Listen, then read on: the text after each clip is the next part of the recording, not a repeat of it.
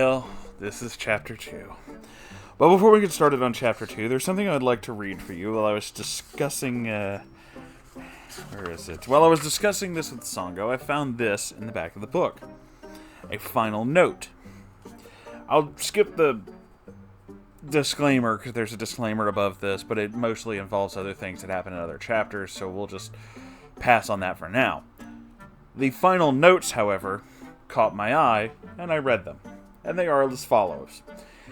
In Chapter 1, Theresa names the alien entity Hal after viewing the movie 2001: A Space Odyssey, obviously. But there is no similarity between the two Hals. Obviously. One of Prime Minister Blair's comments in Chapter 8, in dealing with the truth, we are immortal and need not fear change nor accident, is from Walden Pond by Henry David Thoreau. See chapter reading. He just goes on about things he... Sorry, I hit the microphone. He goes on about things that he put in here, but this is the part that caught my eye the most. In Chapter 7, Theresa makes a one-sentence reference to The Hunger Games. This was a recent change. Empress Theresa was written long before I heard of The Hunger Games. There are no similarities in content of the two stories, but if readers find any similarities in style or atmosphere, let me assure them it's a coincidence. This guy is literally saying he basically accidentally predicted The Hunger Games. I have seen the first movie. I have not seen all the movies, and I have not read The Hunger Games, but I can assure you, The Hunger Games, this is not. That being said, let's talk about Chapter 2. Chapter 2 basically is a couple years forward in Theresa's life, in which we learn that, oh my god, she's still just the Mary Sue we always thought she was. Now she's like extra strong and like plays for sports teams, and she is on television all the time. All the time, you guys. She's like a sports star, and it's just like so the best. And then Norman takes 2.5 pages to complain about internet trolls and haters. I'm fucking serious. Let's read along, shall we? I actually want to go through this. Let's see, where was it? I actually didn't note it down, but I should have. Also, as a weird aside, the government organization that's monitoring her, the government people from the government, they finally have a name. They're the Office of Orbital Phenomenon and Security. Yeah, oops. I'm serious, that's what they're called. Let's see. So she's on all the boys' team because she's super strong and super awesome and the best at sports. And I wouldn't have thought it possible. Complete strangers on the internet, social media, said all kinds of terrible things about me. First off, that really dates how old the author is. The internet's social media, as if there's another kind. They questioned my sexual orientation or said that I must have gone to bed with the coach to get on the team. Norman, stop talking about the haters. Please stop addressing the trolls directly. But oh no, this continues for several more fucking sentences. In fact, it continues for 3 fucking paragraphs. And then it ends with this wonderful little notation. These kids are being defiant. You are beautiful, intelligent, and you're often on television. You're a sports star, you have straight A's and high morals. All these things represent what people want in kids. You're the daughter every parent wants, the student every teacher wants, the young person society wants. You fulfill all the authority's expectations, so these kids attack you. Don't let them bother you. Remember when I said she's a fucking Mary Sue? Well, there it is in black and white. She is absolutely the most perfect child who ever was a child to be perfect of perfect. This... Oh, fuck. This whole chapter is basically 3 things. Theresa is God's gift to everything.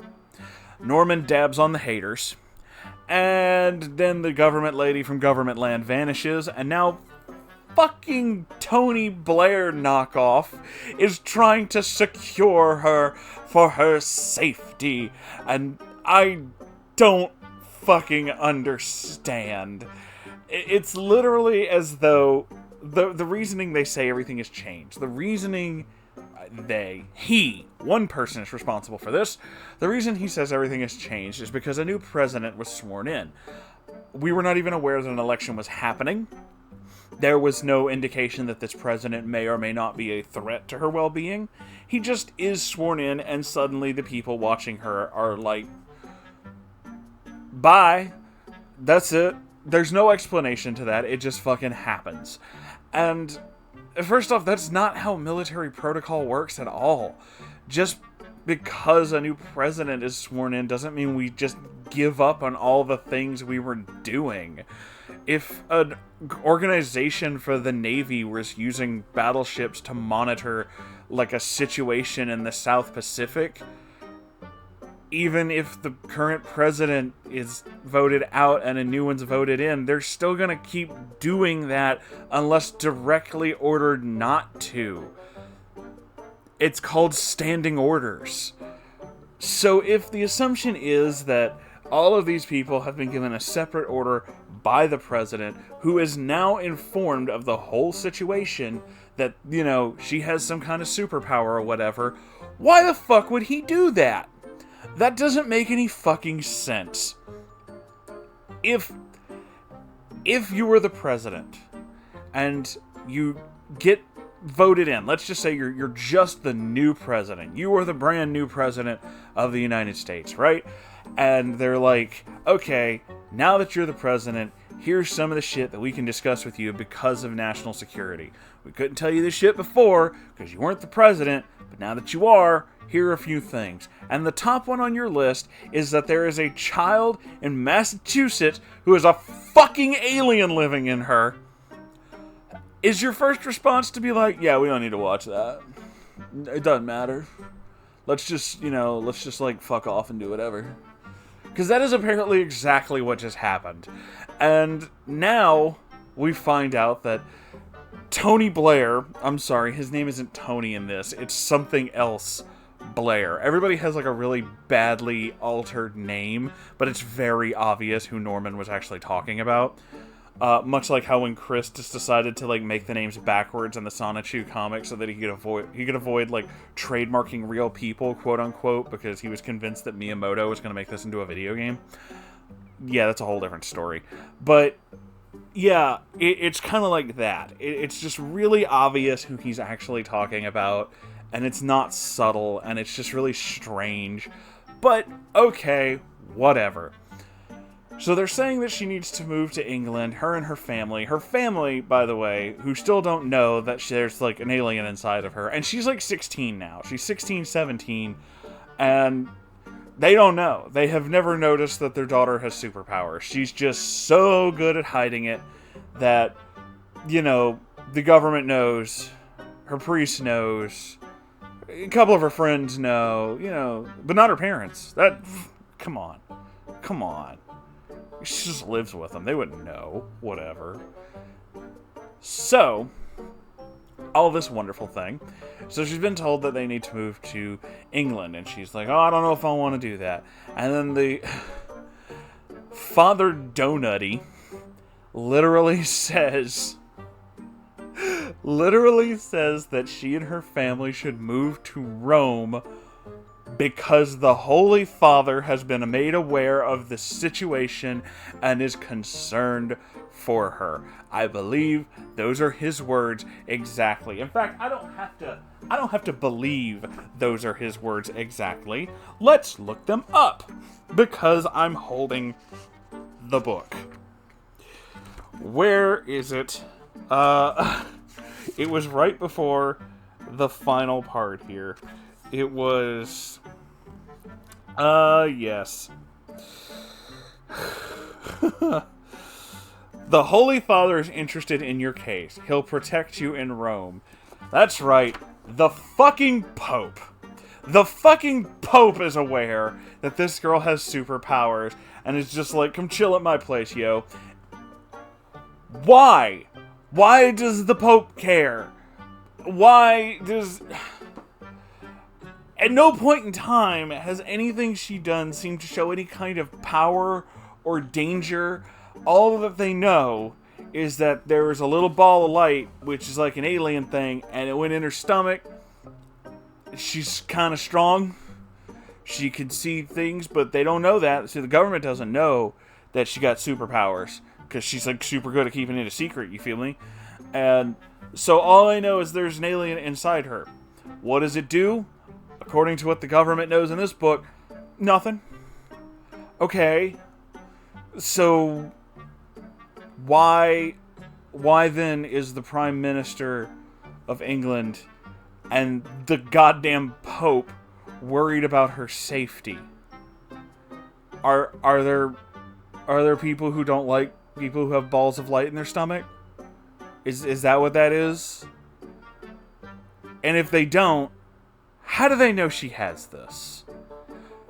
None of these things are explained. It just happens. Everything in this book just fucking happens, and this is just happening, and I don't know what else to say.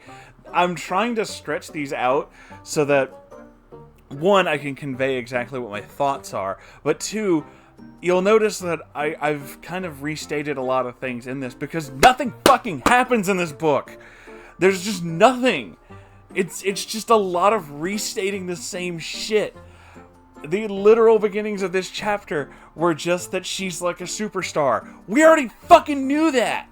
And that she has like superpowers. We already knew that too. Why the fuck did you write it 6 times? I don't understand. Holy shit. This is going to be the whole book. This is going to be the whole book. The whole book is just going to be him restating shit over and fucking over and just going places. She's just going places. She's the most amazing woman ever, and she goes places. Sometimes there's a magical alien. I don't know, because right now he hasn't done a goddamn thing. That's it. That's the whole fucking book so far. I really hope you're enjoying this. This is kind of making me insane. I love you all so very much. Holy shit, this is gonna be a fucking rough one. So, I hope you're enjoying this series. I probably already said that. And if you are, please consider donating to my Patreon. I don't do advertising stuff on YouTube, so that's the only way I get paid. Well, that and a merch shop. You can buy stuff from the merch shop. Either way, I really appreciate that. Don't forget to like, comment, and subscribe. Every new subscription and like I get on the channel pushes me further and further away from the literal madness that I hold in my hand. I'm still holding this book. God help me. I'm gonna burn this thing when it's done. So, thank you all for being here. I'll see you in the next episode. Goodbye.